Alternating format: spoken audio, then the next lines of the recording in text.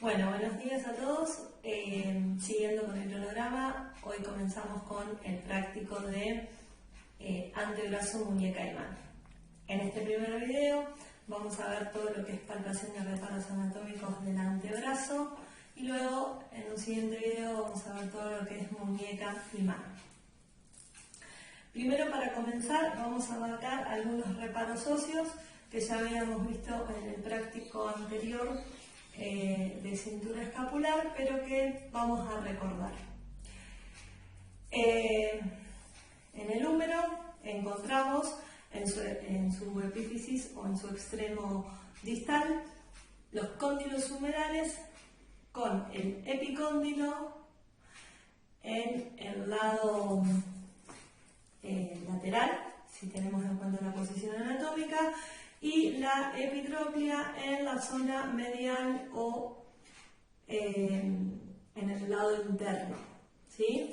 De este lado, ahí tenemos una saliente ósea que corresponde a la epitróclea. Y del lado externo, otra saliente que corresponde al epicóndilo. Tenemos luego la articulación del codo y vamos a encontrar la línea interarticular. Si flexionamos un poquito, podemos ver cómo aparece el olecranon, ¿sí? Que va a aparecer solamente cuando está en flexión, porque si extendemos el codo, el olecranon va a adentrarse en la fosa olecraniana. De la misma forma, en extensión no vamos a poder palpar la fosa olecraniana, pero si generamos unos 90 grados de flexión, vamos a poder ingresar el dedo en la fosita olecraniana. ¿Sí? Luego, podemos palpar debajo de la línea interarticular la cabeza del radio.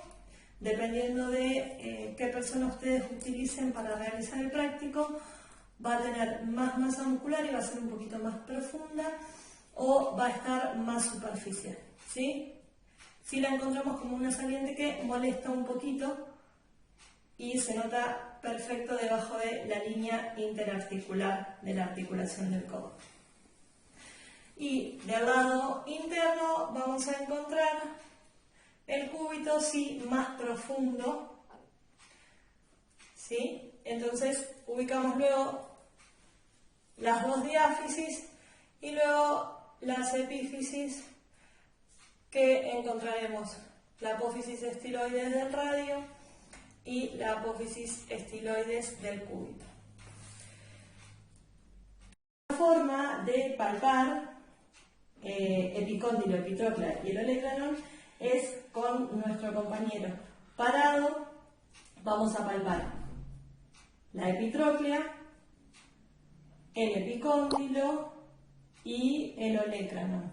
Si el codo está en extensión, nos van a quedar los tres en la misma línea. Ahora bien, si flexionamos a 90 grados el codo, nos va a quedar la epitróclea, el epicóndilo y formando un triángulo por debajo el olecranon.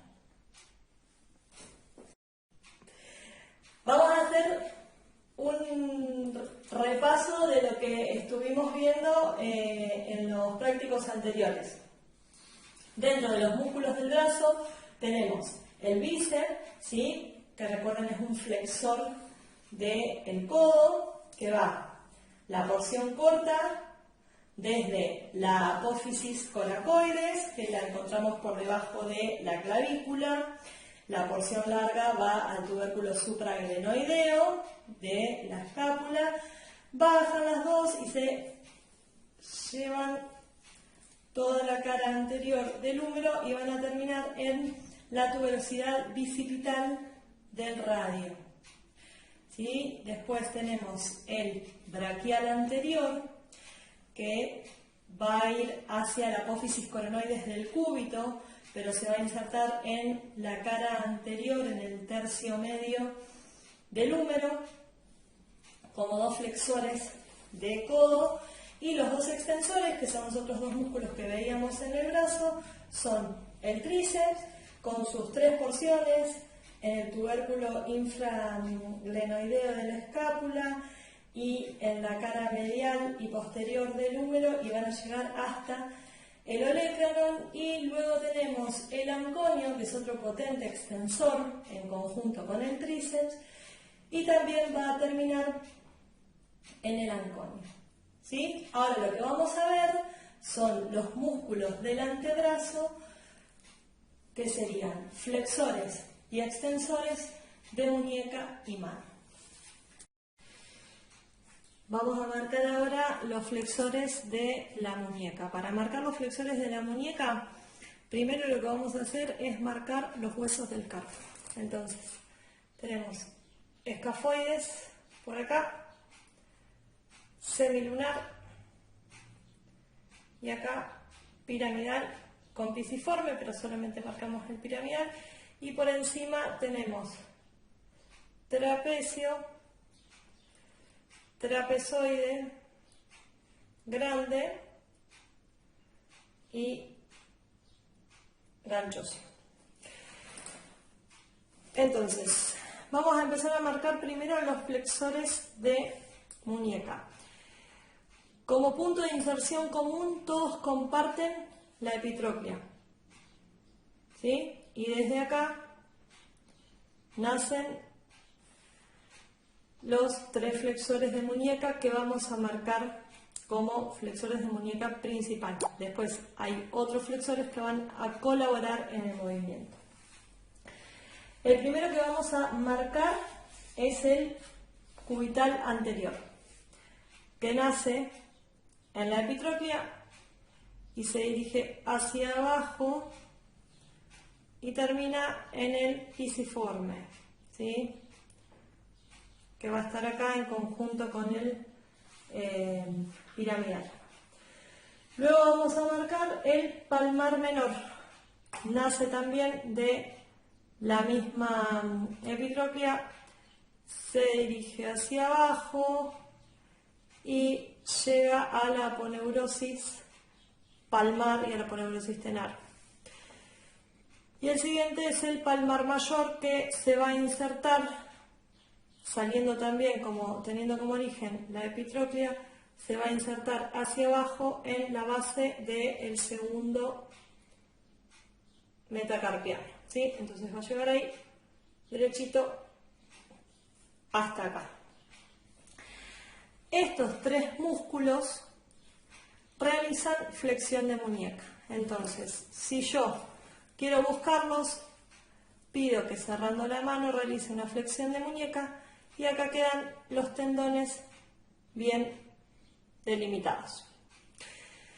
Ahora bien, ¿dónde están descansando estos 3 músculos que son más superficiales? En el flexor superficial común de los dedos, que es un músculo que nace en la epitroclea, el cúbito y el radio, ¿sí? Va a tener una inserción que es un poquito más ancha que los demás, ¿sí? No lo vamos a marcar acá para no confundir con los otros. Se dirige hacia abajo y una vez que llega a la zona de la muñeca se divide en 4 tendones, ¿sí? Que van a llegar de los dedos segundo al cuarto, pero que se van a insertar en la falange media. Ese es el flexor superficial.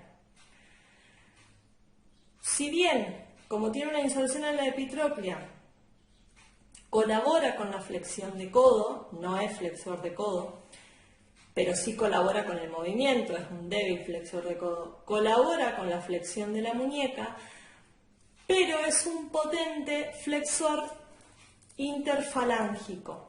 Entonces, si yo le pido a mi compañero que realice el movimiento de llevar la articulación entre, de hacer la flexión entre el metacarpo y las falanges, va a tener una acción potente y vamos a ver cómo se contrae, ¿sí? Si palpamos, vemos la contracción del vientre muscular bien marcado. Aflojamos, volvemos a contraer y ahí vemos cómo se nota claramente la contracción. Luego, en un plano más profundo, tenemos el flexor profundo de los dedos, que la diferencia del flexor profundo es que el origen no es en la epitroplia, ¿sí? Entonces no va a tener ninguna injerencia sobre la flexión del codo. El origen es en la porción anterior y media del cúbito, cubriendo todo el cúbito, llega hacia abajo, pero la inserción es en la falange distal de los 4 últimos dedos. ¿Sí? Entonces, el origen es en la cara anterior, en la parte medial del cúbito, cubriendo todo el cúbito, desciende, se divide en 4 tendones que van a llegar hasta la falange distal de los 4 últimos dedos, y lo que hacen es flexionar esta falange sobre la otra. ¿Sí? Entonces, si le pedimos a nuestro compañero que intente hacer una flexión de las últimas falanges, ahí vamos a ver cómo se nota la contracción. Si queremos aflojar funcionalmente, saber a qué se dedica cada uno, podemos diferenciarlos con que el flexor superficial de los dedos realiza la prensión de objetos más grandes y el flexor profundo de los dedos es el que nos permite realizar la motricidad fina y tomar elementos más pequeños. Vamos ahora a marcar al grupo de los extensores de muñeca. Tienen todos la particularidad que comparten su origen en el epicóndilo o en el cóndilo humeral externo. Desde ahí se van a dirigir hacia la base de los metacarpianos.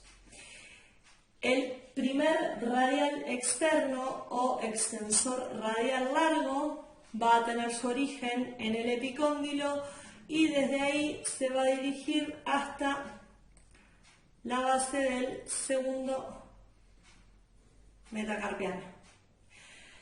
El segundo radial externo o extensor radial corto, desde el epicóndilo, va a dirigirse hacia la base del tercer metacarpiano, y el cubital posterior, desde el epicóndilo, va a dirigirse a la base del quinto metacarpiano. Además de ser ellos los extensores de la muñeca, podemos ver que también si actúan el cubital posterior y el cubital anterior juntos, van a generar el movimiento de desviación cubital, ¿sí? Entonces, sinérgicamente van a trabajar el flexor y el extensor, que es el cubital posterior como extensor y el cubital anterior como flexor, pero en conjunto van a hacer esto que corresponde a la desviación cubital de la muñeca. Y si queremos hacer una desviación radial de la muñeca, van a trabajar el primer radial externo y el palmar mayor, que se ubica en la cara anterior, para realizar la desviación radial de la misma.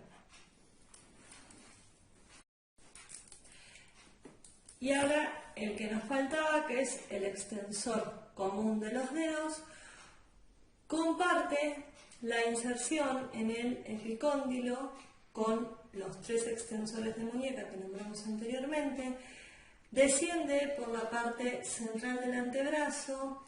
Una vez que llega a la zona de la articulación entre el cúbito y el radio, va a pasar en el centro y de acá se va a dividir en 4 tendones, que van a llegar a cada uno de los últimos 4 dedos y se van a insertar en las falanges proximales y distales del dedo segundo, tercero y cuarto, y en el meñique en cambio va a llegar solamente hasta la falange proximal.